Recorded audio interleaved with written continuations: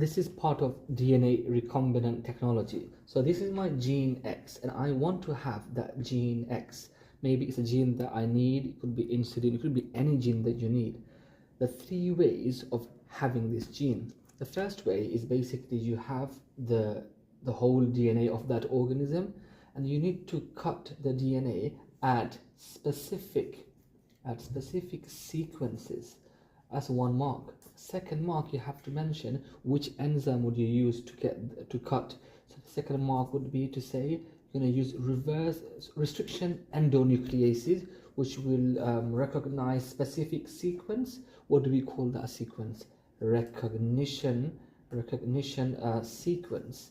And remember, it cuts it at and leaves palindromic sequence, so it leaves sticky ends. That's the first way of using this enzyme. The second way is much easier way. What you do, you go to the cell, and that cell obviously has gene X, and it is expressing that gene. So there's going to be what? Transcription, then translation. So in the cytoplasm, you will have lots of mRNA of gene X.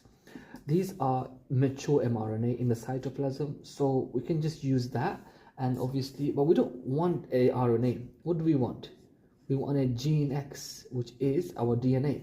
I want to use an enzyme, reverse transcriptase, to make that into DNA. And therefore, I have my gene.